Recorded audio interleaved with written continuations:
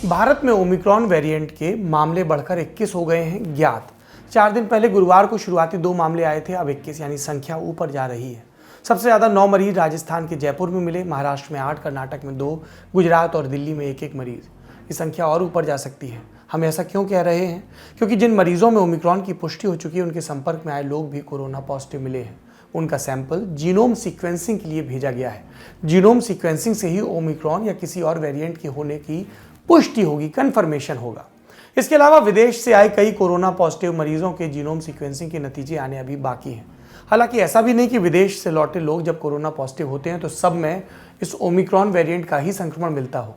मसलन दिल्ली में 17 corona positive मरीजों को एलएनजेपी अस्पताल में रखा गया है। 12 के सैंपल की जीनोम सीक्वेंसिंग कराई गई।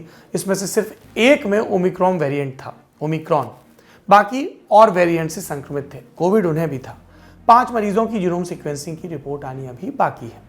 भारत के अलावा दुनिया के 40 से ज़्यादा देशों में ओमिक्रॉन पहुंच चुका है और जहां जहां पहुंचा है वहां मामले तेजी से बढ़ रहे हैं। जैसे ब्रिटेन, वहां शनिवार को 150 केस थे, रविवार को 246 केस हो गए। अभी आपको सुनने में लग रहा होगा कि संख्या छोटी है, लेकिन जब फीसदी में ग्राफ देखेंगे तो आपको रफ्तार समझ में आएगी। और यहाँ ये जानना भी ज़रूरी है कि ब्रिटेन में 12 साल से ऊपर के 81% लोगों का पूरा वैक्सीनेशन हो चुका है। साउथ अफ्रीका की बात करें, जहाँ ओमिक्रॉन के पहले मामले की पुष्टि हुई थी, वहाँ तो अब केसेस की संख्या हज़ारों में पहुँच गई है। और कितनी तेज़ी से मामले बढ़ रहे हैं यूँ देखिए। पिछले हफ्ते सोमवार को ओमिक्रॉन के 2500 मामले थे, शुक्रवार तक हो गए 16,000। रफ्तार देखिए। यानी ओमिक्रॉन को लेकर जो सबसे बड़ा डर था वो ये कि वो बहुत तेज़ी से फैलता है और वो सत्य होता दिख रहा है।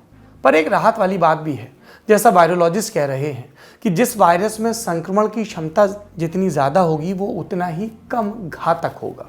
ओमिक्रॉन संक्रमित मरीजों में अभी तक बीमारी ज़्यादा गंभीर नहीं दिखी है। हालांकि ये अनुमान आगे जाकर गलत भी साबित हो सकते हैं। जैसे डेल्टा वेरिएंट के बारे में शुरू में कहा गया था कि ज़्यादा खतरनाक नहीं है, लेकिन हम जानते हैं दूसरी लहर में हमारा क्या हाल हुआ था।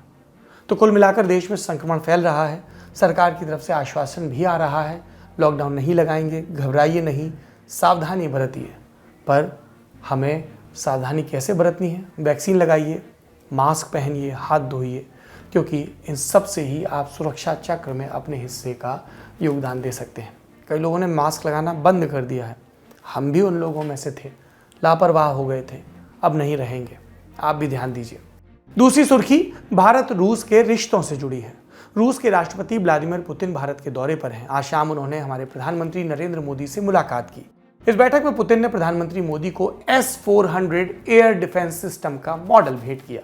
आपको पता होगा, भारत रूस से S-400 खरीद रहा है। ये जमीन से हवा में मार करने वाला मिसाइल डिफेंस सिस्टम है। करीब 35,000 करोड़ रुपए में रूस के साथ इसकी डील हुई थी। बड़ा रक्षा सौदा है। डील 2018 में हो गई थी, लेकिन फिर मामला खटाई में पड़ा।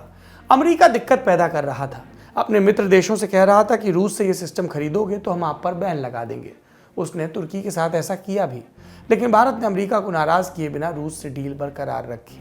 हालांकि भारत में S-400 की तैनाती कब तक होगी, अभी इसकी जानकारी सामने नहीं आई है। पुतिन के इस दौरे के मौके पर भारत और रूस ने रिश्तों में एक नई शुरुआत भी की। 2+2 मीटिंग, यानी भारत के रक्षा मंत्री और विदेश मंत्री की रूस के रक्षा और विदेश मंत्री से मुलाकात। अब तक भारत सिर्फ अमेरिका, जापान और ऑस्ट्रेलिया के साथ ही ऐसी बैठकें करता आया है। अब रूस के साथ भी ये बात शुरू हो गई, यानी रिश्तों में वजन आ रहा है। 2+2 मीटिंग में रूस के रक्षा मंत्री सर्गेई शोइगु ने आज हमारे रक्षा मंत्री राजनाथ सिंह के साथ मीटिंग की। मीटिंग में दोनों देशों ने AK-203 बंदूक है, तगड़ी वाली, इसे भारत में बनाने का कॉन्ट्रैक्ट साइन किया। इसके मुताबिक 6 लाख राइफल बनेंगी। जो यूपी के अमेठी में फैक्ट्री बनी है उसमें करीब 5,000 करोड़ की डील है। अमेठी में कारखाना लगाने वाली बात 4 दिसंबर को यूपी सरकार ने भी बताई थी। कहा था अमेठी के कोरबा में इंडो रशियन यूनिट लगेगी, जिसका नाम होगा Indo Russian rifles private limited, और इसमें AK-203 बनाई जाएंगी। अभी हमारे जवान इंसास राइफल इस्तेमाल करते हैं, AK-203 उससे बहुत बेहतर है और इंसास को रिप्लेस करने की तैयारी है और इसमें ये मदद करेगी। रूस और भारत के रक्षा मंत्रियों के बीच भी बैठक हुई। सैन्य सहयोग पर इसमें बड़ा करार हुआ। इसके तहत 2021 से 2031 तक दोनों देश आपस में मिलिट्री टेक्नोलॉजी को साझा करेंगे। इस मुलाकात में अभी 10 बड़े करार और होने हैं। मुलाकातें चल रही हैं, जानकारी आती रहेगी, हम आपको बताते रहेंगे। तीसरी सुर्खी सुप्रीम कोर्ट से है।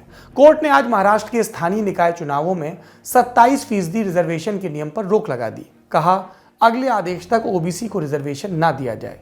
ये भी कि बिना किसी कमीशन को गठित किए और ये देखे बिना कि ओबीसी का प्रतिनिधित्व कितना है, 27% वाला कोटा लागू नहीं किया जा सकता। पिछले वर्ग को चुनाव में कोटा देने पर महाराष्ट्र की सरकार एक अध्यादेश ऑर्डिनेंस लाई थी, जिसके बाद राज्य चुनाव आयोग ने नोटिफिकेशन निकाला था और फिर मामला कोर्ट में पहुंचा। सुप्रीम कोर्ट और महाराष्ट्र से जुड़ी एक और सुर्खी है। मुंबई पुलिस के पूर्व कमिश्नर परमबीर सिंह को आज कोर्ट से राहत मिली। कोर्ट ने महाराष्ट्र पुलिस से कहा, परमबीर सिंह के खिलाफ चार्जशीट दायर न की जाए। हालांकि पुलिस की जांच पर रोक नहीं लगाई। सीबीआई से पूछा भी कि जिस एफआईआर पर महाराष्ट्र पुलिस जांच कर रही है, क्या वो मामला सीबीआई अपने हाथ में ले सकती है। परमबीर सिंह के खिलाफ वसूली के मामले में प्रवर्तन निदेशालय यानी ईडी और सीबीआई की जांच भी चल रही है। इसलिए पूछा सीबीआई से कि क्या महाराष्ट्र पुलिस वाली जांच भी आप अपने हाथ में ले सकते हैं। अब सीबीआई अपना जवाब दाखिल करेगी। मामले की अगली सुनवाई 11 जनवरी को होगी।